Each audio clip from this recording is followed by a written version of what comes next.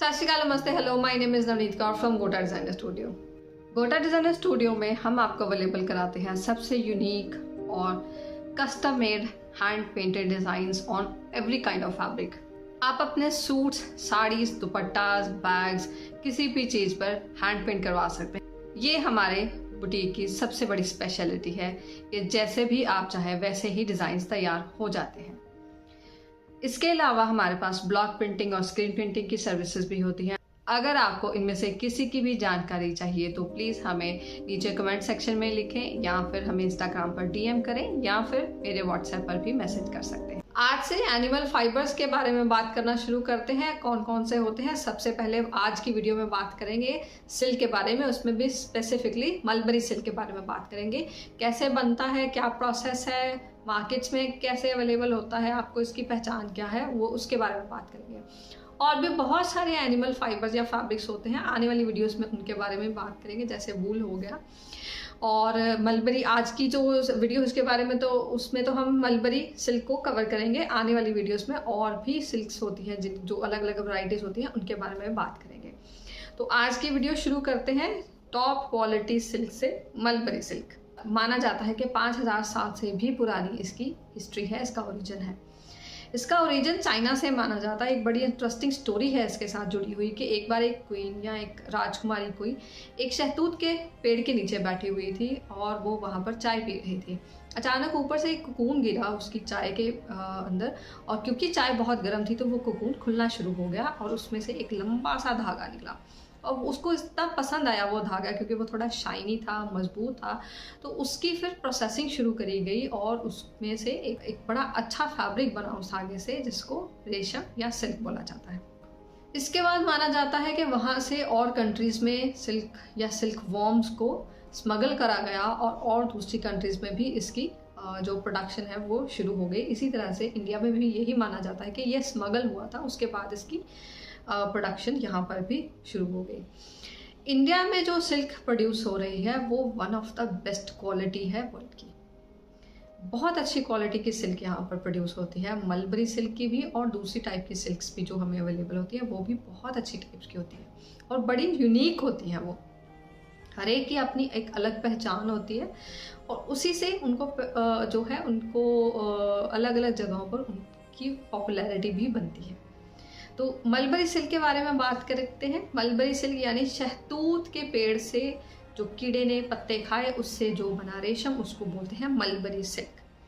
अब ये होता कैसे है? एक कीड़ा होता है, एक मॉथ है जिसने के बहुत सारे अंडे दिए, उन अंडों से कीड़े निकले। ये छोटे छोटे कीड़े जो हैं ये इन पत्तों को खाते हैं, शहतूत के पत्तों को खाते हैं और बहुत जल्दी बड़े हो जाते हैं। 4 हफ्तों में दिन रात ये खाते हैं पत्ते, सिर्फ पत्ते खाते हैं और अपने साइज से कई गुना बढ़ जाते हैं। फिर ये अपने आसपास एक कोकून बनाते हैं। इनके मुंह से एक सलाइवा निकलता है, एक लार निकलती है।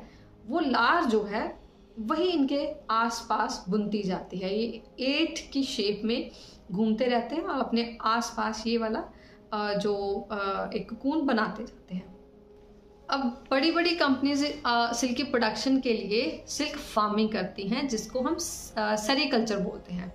ये सेरीकल्चर का मतलब है जो सिल्क वॉर्म्स हैं इनको पालना, पोसना, एक नज़रबंद इन्वायरमेंट में इनको रखना अपने हिसाब से, उस तरह से इनको बढ़ने देना। फिर इनको इनसे जो सिल्क है वो कैसे आप प्रोड्यूस करते हैं, ये सारा प्रोसेस जो है ये इसको सेरीकल्चर बोला जाता है। ये शुरुआत इसी से हुई कि वो अंडों से कीड़े निकले तो क्या करा जाता है कि इनको एक अलग स्पेस में रखा जाता है, कन्फाइंड स्पेस में रखा जाता है। बंद जगह होती है जहाँ पर अपनी नज़र के अंदर इनको रखा जाता है, एक ख़ास इन्वायरमेंट्स में रखा जाता है। और खुद जो पत्ते होते हैं, फ्रेश पत्ते, उनको काट कर छोटा छोटा कर कर इनको बार बार इनको खिलाया जाता है, क्योंकि ये लगातार खा रहे होते हैं।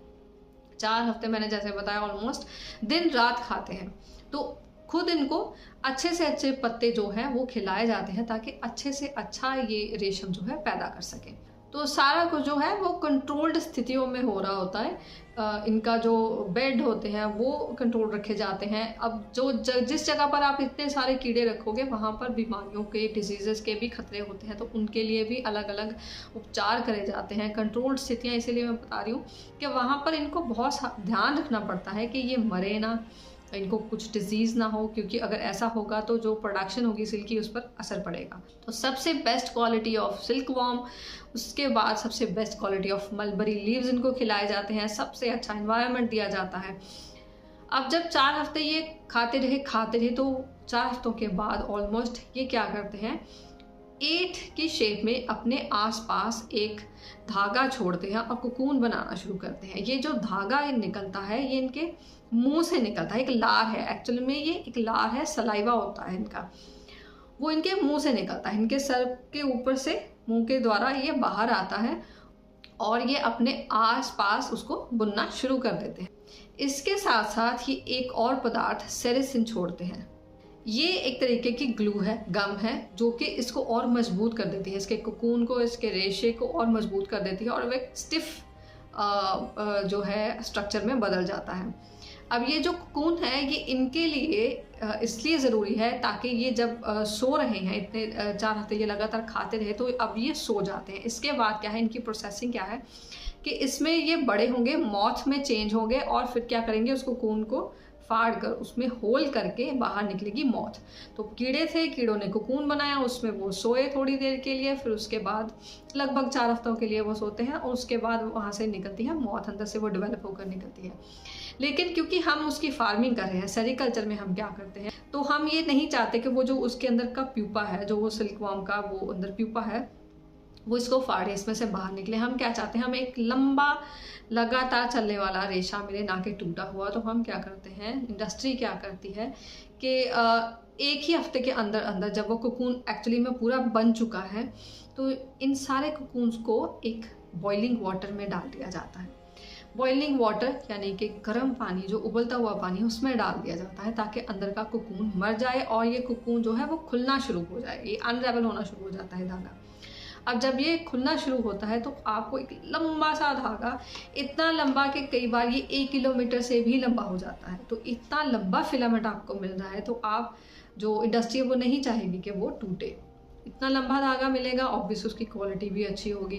अब इतने सारे रेशे जो हैं वो एक ही रेशे से आप जो धागा नहीं बनाओगे, ये जो रेशे आपको मिल रहे हैं एक एक कोकून से, उनमें उनको फिर जोड़ा जाता है, कई प्लाई जो है वो जोड़ी जाती हैं, फिर एक धागा बनता है। तो अब इनको बॉइलिंग वाटर में डाला, एक एक करके उनमें से सारे जो हैं धागे, आपने रेशे आपने पकड़े और उसको रीलिंग करना शुरू कर दिया, यानी कि उसको आप एक जगह पर इकट्ठा कर रहे हैं। इसके बाद वो जो धागा हमें मिला है वो क्या हुआ कि हमें एक रॉ सिल्क हमें मिल गई, इसको रॉ सिल्क बोला गया। अब इस स्टेज पर आप इसको रॉ सिल्क बोलेंगे। इसके बाद फिर वो डाइंग के लिए, फिनिशिंग के लिए और अलग अलग जो केमिकल फिनिशेस या ब्लीचेस या जो भी आपने करना है उसके बाद उसके लिए जाते हैं। तो ये है प्रोसेस मलबरी सिल्क का। मलबरी सिल्क कैसे बनी, तो ये कीड़ा है जो कि पहले शहतूत के पत्तों के ऊपर पला, उसको खाकर बड़ा हुआ, फिर उसने अपने आसपास एक कोकून बनाया, अपने मुंह से उसने एक लार निकाली, उससे एक कोकून बनाया। उस कोकून को हमने फिर पानी में डाल दिया, गर्म पानी में, खौलते पानी में, और उसमें से जो कीड़ा था वो तो मर गया, लेकिन हमें लंबा फिलामेंट मिल गया। अब उनको फिर साथ में ट्विस्ट करा गया तो हमें एक मजबूत, अच्छा, लग्जूरियस, बहुत ही फाइन यार्न मिल गया।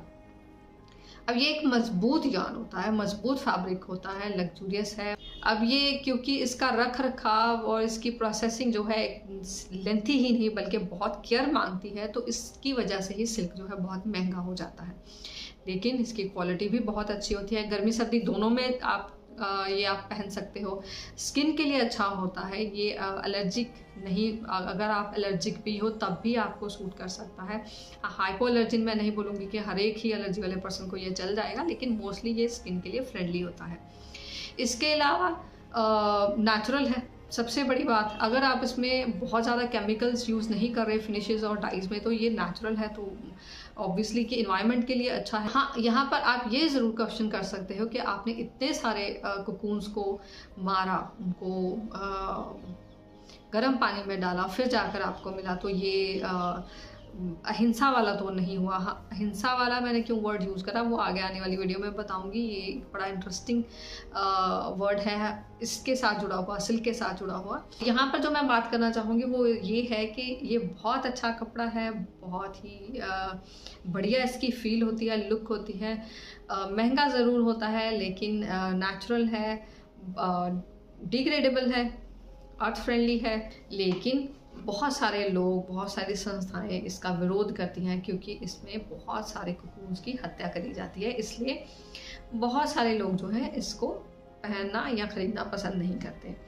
अब बात करते हैं आपकी मार्केट्स में। मैंने आपको ये भी बता दिया इसका ओरिजिन क्या है, बनता कैसे है, प्रोसेस क्या है, इसकी लुक कैसी है, लग्जूरियस, शाइनियर, स्मूथ इसका फैब्रिक होता है, बहुत ही फ्लोई फैब्रिक होता है, हैवी नहीं होता ये वाला फैब्रिक, लाइट वेट होता है और फ्लोई बहुत होता है। ये बहुत ज़्यादा जो मलबरी सिल्क वाला फैब्रिक है ये बहुत ज़्यादा रिंकली भी नहीं होता। हाँ, थोड़ा बहुत श्रिंकेबल होता है। जब भी आप इसको सिलवाते हैं तो प्लीज़ पहले वॉश करें फिर इसको सिलवाएं, थोड़ा बहुत, ज़्यादा कुछ नहीं। और इसका जो रेट है हमारी लोकल मार्केट्स में, जैसे मेरी नॉर्थ की साइड की जो मार्केट्स हैं, पंजाब की मार्केट्स हैं या दिल्ली की मार्केट्स हैं, वहाँ पर आपको ये 1000 से लेकर 7000 रुपीज़ पर मीटर से मिलता है। अब ये इतना फ़र्क क्यों है कि depending on the quality of the fabric. Sometimes क्या होता है कि वो उतनी अच्छी क्वालिटी नहीं निकलती तो वो सस्ते में भी मिल जाता है। समटाइम्स क्या होता है कि बहुत अच्छी क्वालिटी निकली उसकी फैब्रिक की तो वो महंगा हो जाता है। लेकिन जो जनरली यहाँ पर भी पंजाब की मार्केट्स में भी 1000 से 2000 से ज़्यादा 3000 रुपीज़ पर मीटर में आपको आराम से मिल जाता है। और ये वाली अच्छी क्वालिटी है, बहुत अच्छी क्वालिटी है। ये नहीं कि ये अच्छी क्वालिटी नहीं होती, ये बहुत अच्छी क्वालिटी होती है, पहनने में भी बहुत अच्छी। इसके ऊपर आप वर्क भी बहुत अच्छा कर सकते हैं। इसके ऊपर एम्ब्रॉयडरी होती है, बहुत अच्छे से आप इसके ऊपर एम्ब्रॉयडरी करवा सकते हो। सिल्क के ऊपर हैंड पेंट भी बहुत अच्छा लगता है। जैसे आपने सिल्क स्कार्फ्स को देखा होगा, सिल्क के अलग से ही सिल्क पेंट्स होते हैं। सिल्क पेंटिंग अलग एक टेक्निक और अलग ही तरीके की पेंटिंग्स होती हैं। ये बहुत खूबसूरत होती हैं, बहुत अच्छा लगता है सिल्क के ऊपर हैंड पेंट। तो ये थी आज की वीडियो सिल्क के ऊपर, मलबरी सिल्क के ऊपर। तो सिल्क के अंदर और भी बहुत सारी वैरायटीज़ हैं, हमें जो इंडिया में अवेलेबल हैं उनके बारे में नेक्स्ट वीडियो में बात करेंगे। और हिंसा वाला जो है वो भी नेक्स्ट वीडियो में बात करेंगे कि वो सिल्क से कैसे जुड़ा है ये वर्ड। आज की वीडियो के लिए इतना ही। Thank you.